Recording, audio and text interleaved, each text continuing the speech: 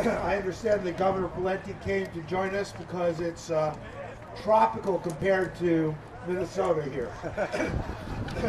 So welcome to the Valley Forge of the Tea Party, and welcome to all you party ones. Margaret Mead once said, never doubt that a small, committed group of thoughtful people can change the world. Indeed, it's the only thing that ever has. So we don't need more than this many people who are right here, right now, today, to transform the world and bring America back to what made it great. With one exception, how many of you here plan to show up in Ames and make your voices heard where it really counts? A lot more. The rest of you can go home now, because that is where the rubber meets the road. The Ames poll has a disproportionate impact on who will get the Republican nomination for the presidency. And the Iowa caucuses have a disproportionate impact. Now, Iowans are a little unique from us, from the point of view from us on the coast, the East Coast, or those on the West Coast. You're sane. And what Washington really needs is the voice of sanity. So you have a higher obligation, not just to turn out for rallies, but to go to Ames, to vote in the straw poll of the Tea Party candidate of your choice, okay, and then to show up at the caucuses. If you're not planning on doing that, go home now. Right? This is not a rally. This is war. We live in dark and dangerous times. And soon we will need to decide between doing what is easy and doing what is right. The right thing to do is to take it up from here and to show up in Ames, to show up in the caucuses. Now, the federal government is spending money at a rate that, as Ronald Reagan who I used to work for as a very junior White House official, used to say, you can't call it like a drunken sailor because it's unfair to drunken sailors. We have a critical problem that is going to occur soon, and it's going to be called inflation. Because Ben Bernanke, Helicopter Ben, has just printed 800 billion new dollars. Okay? The Constitution is really clear. Constitutional money is money that's convertible into gold. Okay? The paper dollar. This year, August 15th, 2 days, 40th anniversary, 2 days after Ames, President Richard Nixon held a speech to the nation and said, I'm closing the gold window, and one thing I can promise you is the dollar will be worth just as much tomorrow as it is today. And that was technically true. On August 16th, 1971, it was worth just as much as it was before he closed the gold window. But if he meant it metaphorically, now 40 years later, our dollar is worth 20 cents of the 1971 dollar.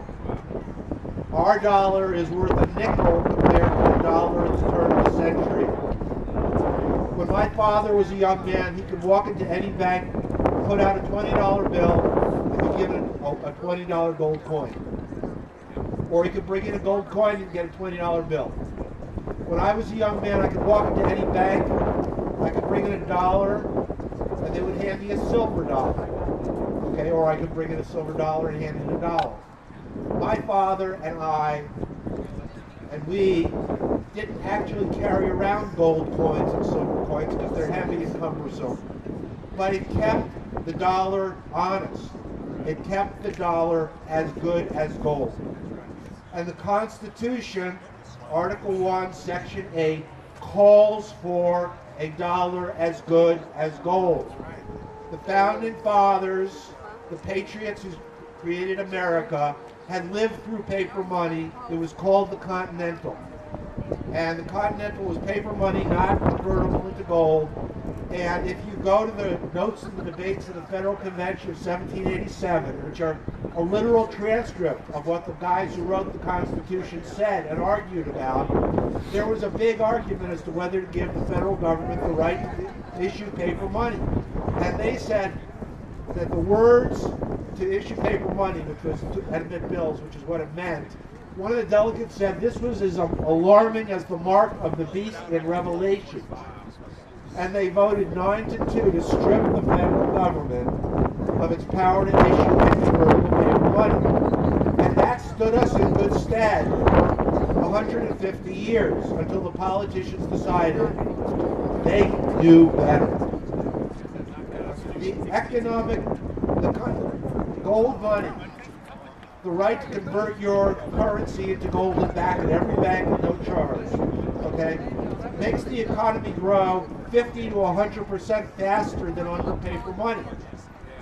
If we had been on the gold standard for the last 40 years, the America's GDP would be $20 trillion today, not $15 trillion. You know what that means? No entitlement problems, no deficit, no debt. We're experiencing economic stagnation, an epic of economic stagnation that makes us all poor. Each one of us would be a third richer today, our paychecks would be a third bigger today, and there would be no federal debt. The Social Security would be as good as gold.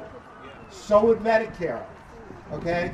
Part of what we're experiencing is economic stagnation by politicians who have debased the dollar. Now, we can make them stop. They don't want to stop. It's like a huge credit card. There are only 3 ways they can get all of this money to spend. Taxing it, and we've sort of brought them to a standstill on that temporarily. But they want to impose a VAT, so keep your eyes open. Okay? Borrowing it, which is what we're out here today to do, is to fight their borrowing it. So far, they fought us to a standstill, as the recent budget deal showed, so we just have to fight harder and smarter. But the third way is the worst way, printing it. Inside the Federal Reserve, where we can't get at them, they can print it and they stick it to us with inflation, which is a wealth tax. It taxes everything you've saved. It's worse than an income tax. Only the gold standard will give us prosperity, security, and liberty. And with all due respect to the governor, who probably guessed I was going to say something and lit out, although he's a great man, okay, and I like him a lot.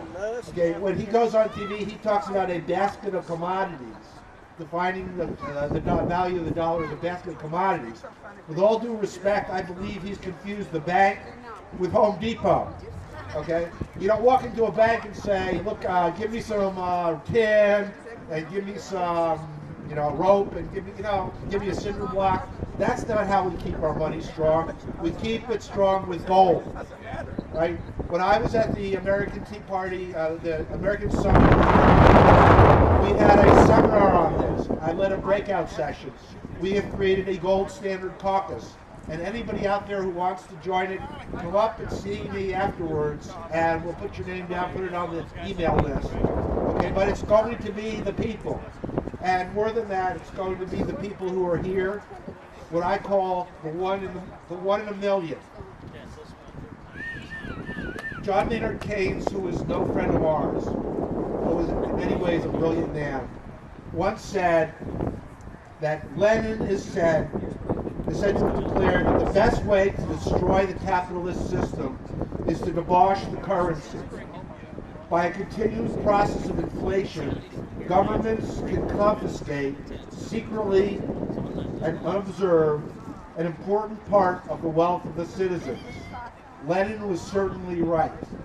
There is no subtler, no surer means of overturning the existing basis of society than to debauch the currency. The process engages all the hidden forces of economic law on the side of destruction, and does it in a manner that not one man in a million is able to diagnose. Be the one in a million. Come to the teapartybustour.com to learn more about this. Come to the goldstandardnow.com to learn more about this. Come to goldstandard2012.com to learn more of this. But more important, when you hear about Ryan Rhodes' statewide bus tour, Iowa Tea Party bus tour, we will have people on that bus tour to answer your questions and tell you how you can get your elected officials, how you can demand to take your money back. Thank you very much.